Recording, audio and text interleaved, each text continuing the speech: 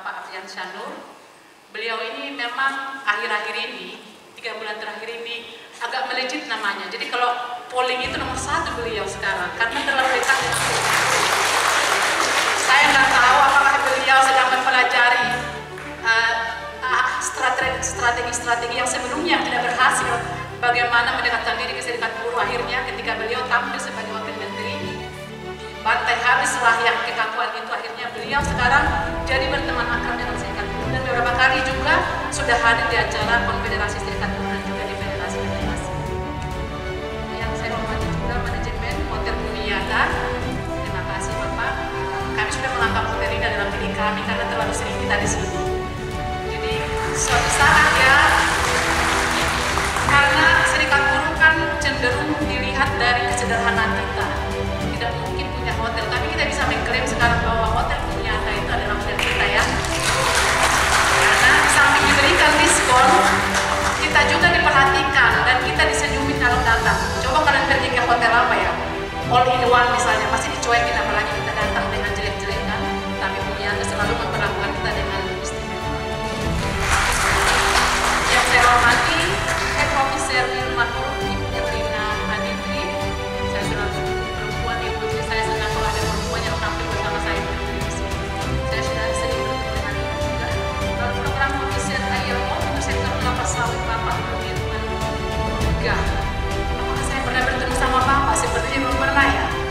Ya memang Bapak satu-satunya bertemu dengan kita dan dari Bapak. Jadi kita harus bertemu Bapak sesering mungkin ya.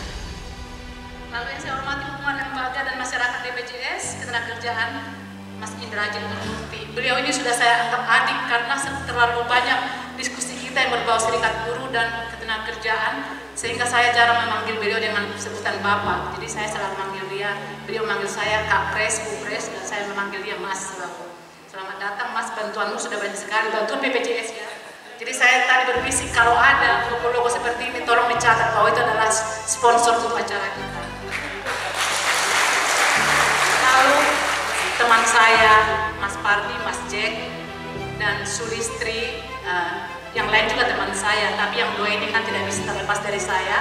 Apalagi Bu Sulis ini adalah teman saya yang sangat mempersiapkan semua hal yang kami lakukan di Labor Training untuk G20. Mbak Sulis itu adalah salah satu expert yang membantu kami untuk melakukan acara itu sampai kita di dunia saat ini. Jadi saya minta tepuk tangan untuk Mbak Sulis.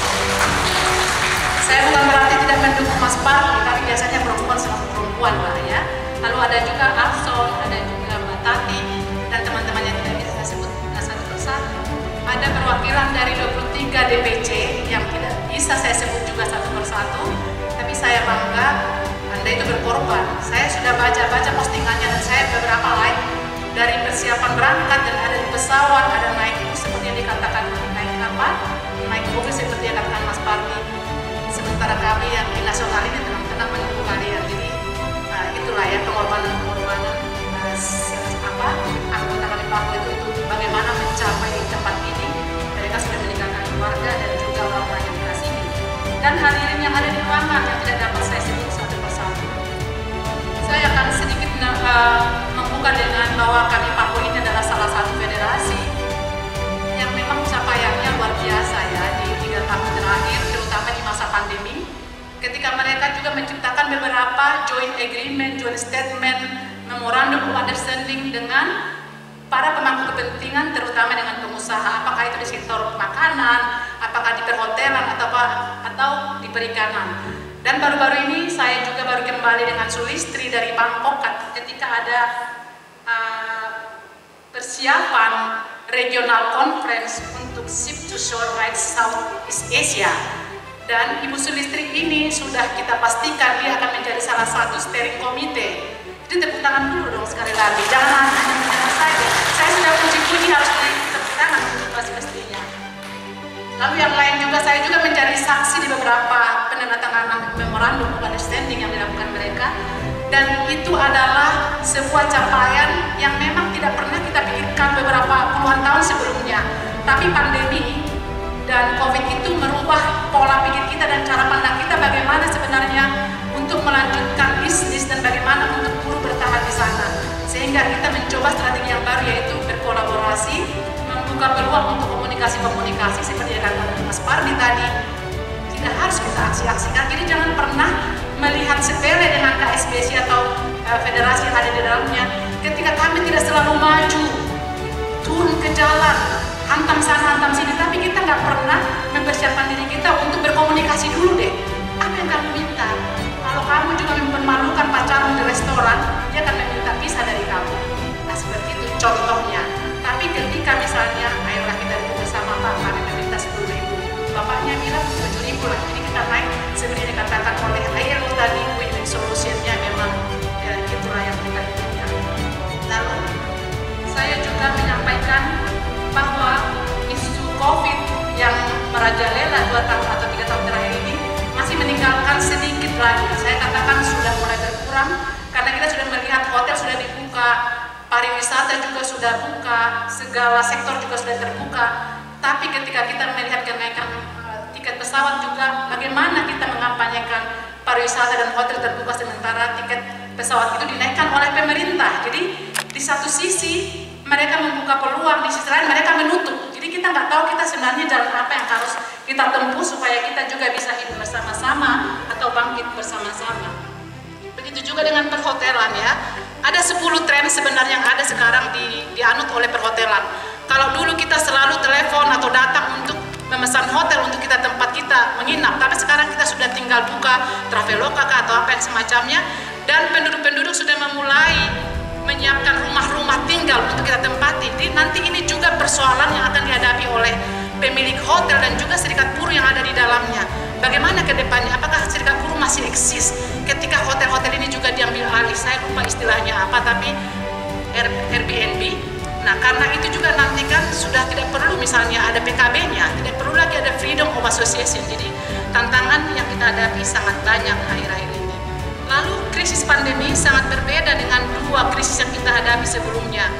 Karena ini inti permasalahannya adalah bukan dari perusahaan atau perbankan, melainkan karena kesehatan, sehingga kita menghadapi kemarin kenapa ditutup perbatasan-perbatasan dan kita dirumahkan, dan banyak teman-teman kita sampai sekarang juga belum kembali ke tempat mereka semula karena belum ada pemanggilan atau terbukanya kembali peluang yang ada untuk bekerja, karena ada alasan manajemen mereka membuka ruang untuk bekerja tapi tidak menerima lagi buruh-buruh yang sebelumnya bekerja di sana. Ini juga adalah persoalan yang dihadapi oleh kami Parho, saya kira.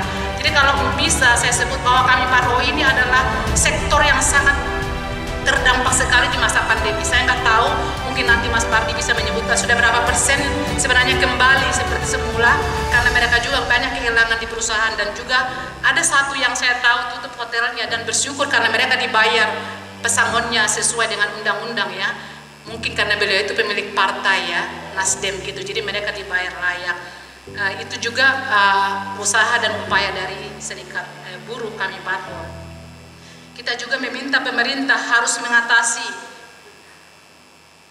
ini semua, terutama dari sisi kesehatan sekaligus membantu masyarakat karena pendapatan menurun dan ekonomi terancam berhenti.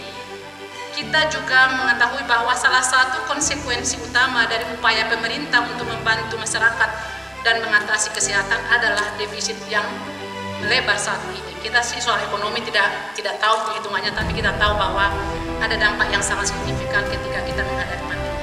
Rekan-rekan yang saya banggakan dan saya cintai, sampai saat ini juga kita tidak pernah lupa dengan perjuangan murni kita sebagai serikat buruh. Bagaimana kita mengupayakan upah layak untuk kita, walaupun upah layak kita sebut, tapi kita masih berjuang di upah minimum. Dan satu lagi saya kira Anda tidak pernah lupa dengan isu Omnibus Law. Mohon maaf Pak Wamen dan bapak-bapak yang agak bertolak belakang dengan serikat buruh, bahwa sampai saat ini juga kami masih menentang Ciker Pak dikeluarkan dari Omnibus Law. Nah, ya itu fungsi kami sebagai serikat buruh Pak. Kalau saya jadi Wamen, saya tidak akan mengatakan itu. Kalau saya jadi direktur BPJS juga saya tidak akan mengatakan. Tapi fungsi kami sebagai serikat buruh adalah kami harus dilihat eksis untuk berjuang dan mengatasnamakan buruh. Kami juga terus menuntut pemerintah untuk melihat keadaan-keadaan yang ada sekarang, ada isu-isu outsourcing juga dan kontrak, dan juga kami tidak mendengar, kita tidak mendengar setelah putusan dari Mahkamah Konstitusi tentang Undang-Undang Ciker yang inkonstitusional. Belum ada kabar apakah itu sudah dibahas kembali atau seperti apa, memang kita belum pernah mendengarnya. Nanti kalau memang saya dibisikin supaya saya juga memohon maaf telah mengatakan di pidato saya belum ada pembahasannya. Maka dengan ini juga saya menyampaikan sebelum ada instruksi resmi bahwa kita juga akan merayakan 7 Oktober Hari Raya Aksi Dunia. Dan mohon maaf juga Pak Wamen, kami akan turun juga nanti di sana, ya. Biasa kami tanpa omnibus law pun kami pasti turun. Teman-teman dari daerah persiapkan bahwa 7 Oktober itu kita akan turun di jalan, ya. Ya, kita tidak seperti orang lain bisa mengirimkan uang atau mempersiapkan bus-bus. Jadi kita mandiri kalau aksinya. Jadi saya harap teman-teman juga berjuanglah, karena yang kita perjuangkan adalah sebagai tanggung jawab kita. Kenapa kamu memilih menjadi serikat buruh? Kalau kamu memilih menjadi aktivis serikat buruh, berarti kerja kamu itu bukan mencari uang untuk diri kamu, tapi kamu berjuang untuk mereka yang tidak pernah bisa bersuara untuk kamu.